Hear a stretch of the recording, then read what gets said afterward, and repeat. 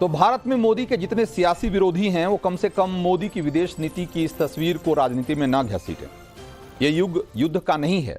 यही बात पीएम मोदी ने पुतिन से कही थी और यही मोदी मंत्र जेलेंस्की को भी दे रहे हैं। देखिए, जेलेंस्की के कंधे पर पीएम मोदी का हाथ है और यूक्रेन आज मोदी की तरफ एक उम्मीद से देख रहा है, भरोसे से देख रहा है और हमारे देश में मोदी के विरोधी उनका मजाक उड़ा रहे हैं।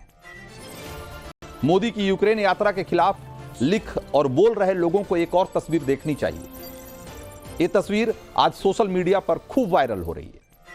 प्रधानमंत्री नरेंद्र मोदी जब कीव पहुंचे तब यूक्रेन की ये महिलाएं सड़क पर हाथों में पोस्टर लेकर निकली थी और इनके पोस्टर पर हिंदी में लिखा है कि प्राचीन बुद्धिमान भारत दुनिया को बुराई से बचाए। देखिए और सोचिए कि यूक्रेनियों का ये भरोसा नए भारत पर है जो रूस से दोस्ती के बावजूद पुतिन को एक कहने में देरी नहीं करता, हिचकता नहीं कि यह दौर युद्ध का नहीं। इन महिलाओं में से एक का बेटा अभी रूस की जेल में बंद है, वॉर प्रिजनर है और इस मां को भरोसा है कि मोदी की वजह से युद्ध रुकेगा और उनका बेटा रूसी कैद खाने से आजाद होगा। मोदी पर यह भरोसा सिर्फ यूक्रेनी महिलाओं को नहीं है, बल्कि आज संयुक्त राष्ट्र संघ भी मोदी के दौरे को उम्मीद भरी नजरों से देख रहा है।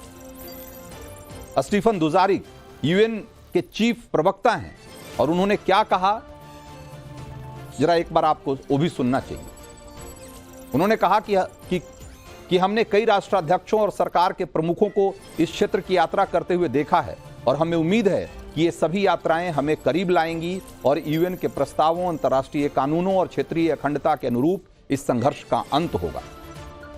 यूएन को भी लगता है कि मोदी हैं तो मुमकिन है, लेकिन अभी समझना होगा कि आखिर पिछले 10 साल में मोदी राज में ऐसा क्या हुआ कि भारत के प्रति दुनिया का भरोसा इतना बढ़ा है। तो इसका जवाब है कि पीएम मोदी ने विदेश नीति के मामले में आइडियोलॉजिकल अप्रोच के आगे प्रैक्टिकल अप्रोच को अपनाया है और हर विदेश नीति के मूल में भारत और भारतीयों का हित सबसे आगे रखा है। मोदी की अगुवाई में भारत ने दुनिया को बता दिया है कि उनके राष्ट्रीय हित किसी खेमे, किसी आइडियोलॉजी या किसी लामबंदी की गिरवी नहीं है।